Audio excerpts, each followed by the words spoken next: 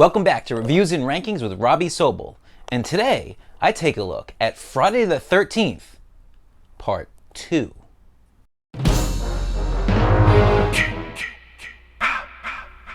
Friday the 13th, Part 2 was directed by Steve Miner and stars Amy Steele, John Fury, Stu Charno, and Bill Randolph. Welcome back to the channel, guys, and today we're going to continue our journey and hike through Camp Crystal Lake. Each week throughout the summer, myself and a bunch of my friends on YouTube are going to be dropping a review for the next sequel in this Friday the 13th franchise. We're going to get all the way up to Friday the 13th in August, and that's when we're going to drop our franchise review for the series. I'm going to put up a big visual right here so you can take a look at all the faces and the individuals who are going to be participating in this review. As well, if you want to check out the description below, the links to their channels and their reviews will be available. I highly recommend that you check out their content. Each channel offers a different opinion and style as everybody else, so it gives a nice variety to bring something new to an old franchise. Now, the original Friday the 13th was highly successful.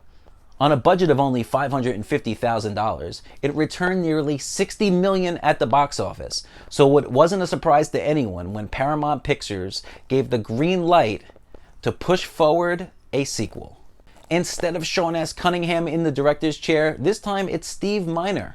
Previously, Steve Miner had only worked as an associate director, an associate producer, and associate editor, most notably on the original Friday the 13th, as well as the original Last House on the Left back in 1972, alongside Wes Craven. Now, I'm not going to go and take a deep dive into the synopsis of this film. I'm sure you've seen it and you've watched a million reviews of it before, but just to quickly sum it up, the film starts out about 2 months after the events of the original, and Alice is living back at home. She's having really bad nightmares, and she's not handling what happened at Camp Crystal Lake well, especially for the fact that she watched a bunch of her new friends get killed, and she was responsible for the murder of Mrs. Voorhees.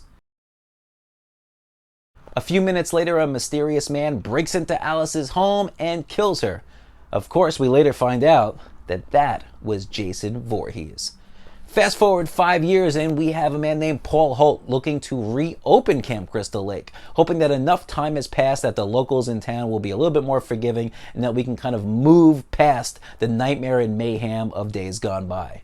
Along with his girlfriend Ginny and a bunch of new soon-to-be counselors, everyone's huddled up at Camp Crystal Lake and ready to start their journey for the summer. But instead of Mrs. Voorhees doing the killing, it's her baby boy, Jason. This movie feels similar to the original, except since we kind of know what's going on and we've been on this ride before, the energy is bumped up a little bit more. And that's what I really like about it. The characters in this, once again, feel comfortable like they did the original, but I think they're even a little bit more memorable. Mark is a character that I always really liked.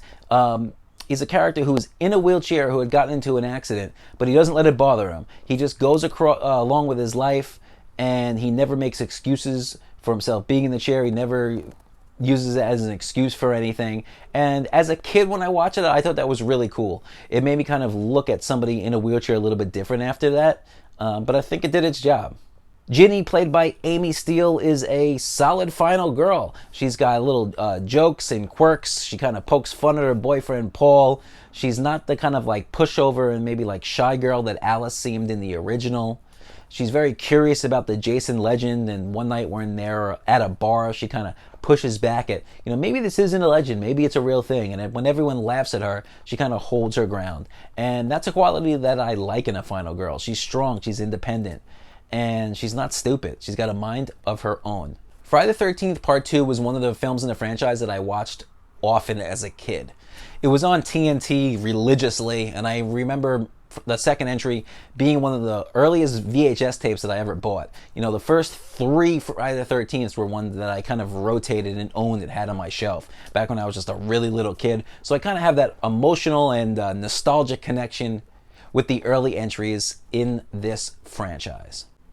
Now, unfortunately, Friday the 13th Part 2 scene that was released in the early 1980s, it was a victim of the MPAA, who were really starting the ball rolling and cracking down on horror films, especially slasher films, because of the blood and gore and nudity that was prevalent in them. And by the end of the 80s, it was just a rough time for filmmakers in this genre to put out movies that they wanted.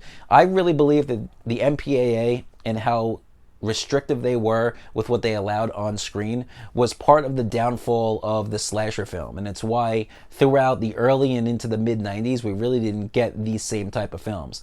Filmmakers just gave up and decided to go into a different direction because they didn't want to put up with the nonsense and the nagging of the board at the MPAA.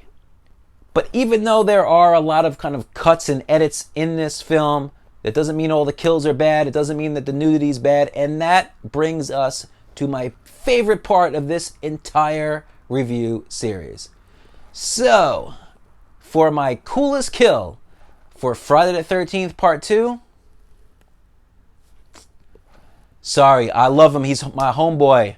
Mark, I'm sorry, dude, but you are today's coolest kill entry. When a bunch of the camp counselors were out at a bar relaxing, Mark stayed back. He hung out with a girl named Vicky and a bunch of the other counselors that decided to kind of keep it chill and low-key for the night. He's out there kind of hanging out on the deck, up by the staircase. Bam! An axe comes right across his head, and you can feel the groan and hear the groan of Mark. His wheelchair comes stumbling down the entire flight of stairs, and it just makes this insane visual.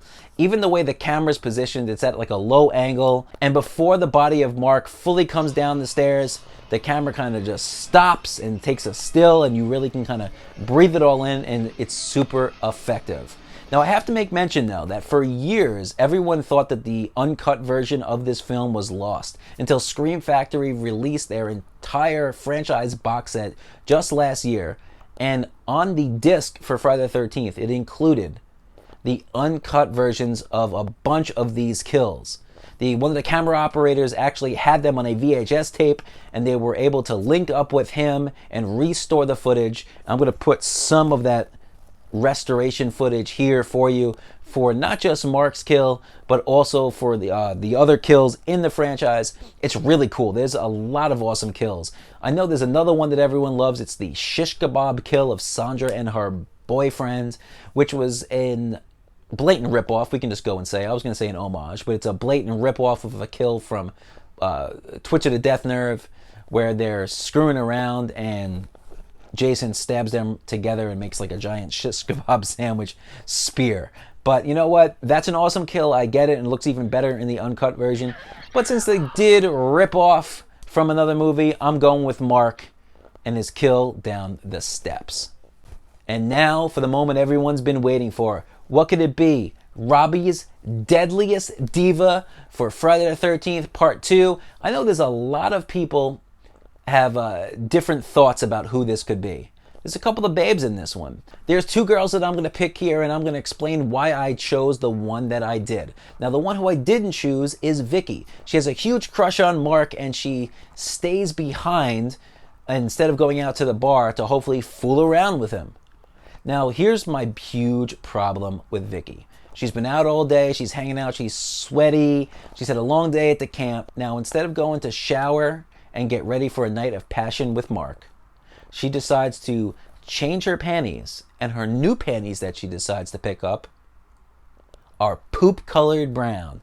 Here's a tip to every lady that's watching from a respectable gentleman like myself.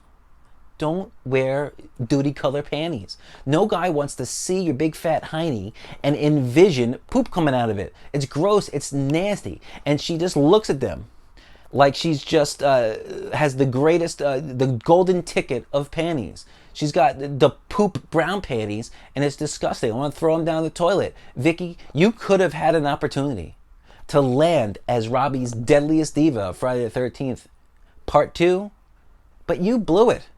You should be ashamed of yourself. But that leaves one lady for me, and I understand that there is some controversy surrounding this particular actress, but I'm talking about the character. The character of Sandra. She was about 18 years old in this movie, 19 years old, so that's fine and dandy. And unfortunately, in the recent years, Marta Kober, who is the actress who plays Sandra, has been hit, with some rough times. She's been in and out of jail and had some legal problems, and I wish her nothing but the best. But in Friday the 13th Part 2, she was a super babe.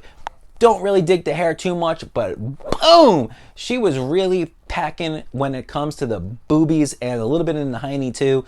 So I like her. She was adventurous. So it's not just all about looks. Just because you're hot doesn't mean that's going to automatically give you the Deadliest Diva award. Because there's more to somebody than just what's on the outside. It's what's on the inside that counts.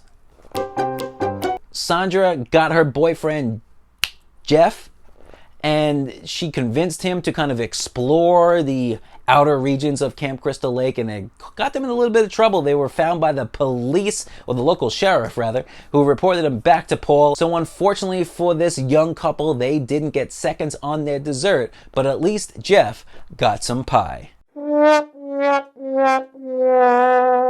Before I give my rating for Friday the 13th Part 2, I have to point out that earlier this year at the Spooky Empire Horror Convention, I got a chance to meet Warren Gillette. Warren Gillette is one of two men who played Jason in Friday the 13th Part 2. Now, Steve Dash played him for most of the film, but the ending where Jason dives through the window and breaks through and grabs Amy Steele and you actually see him unmasked, that was played by Warren Gillette. I got a chance to meet him and got a signed picture as well. So that was really awesome. He's a cool dude, and I recommend anyone who goes to conventions, if they see Warren Gillette there, stop by, say hello, get a picture, get an autograph. It will be worth your time. All right, so the moment of truth. What is my rating for Friday the 13th Part 2? Now, I gave the original Friday the 13th a 4 out of 5 star rating. That was really surprising to a lot of people, and I do admit that nostalgia could possibly cloud my judgment, but all I can do is be honest with you. To me, the original is a 4 out of 5 star film, and this one is right there with it. I really can't find the difference between them in regards to overall quality. They both fit the same type of beat, and they're comfort films for me. So Friday the 13th Part 2, if you like the first one, definitely recommend checking out the second. Friday the 13th Part 2, 4 out of 5. Alright guys, thanks for checking out the channel. If you like this video, hit like. If you loved it, you can subscribe. You can also visit me on Instagram and Twitter at RankingsRS. And remember to check out the links in the description below to check out the reviews of all my friends who are joining me through this hike through Camp Crystal Lake. So thanks for checking out the channel, guys. Keep watching movies.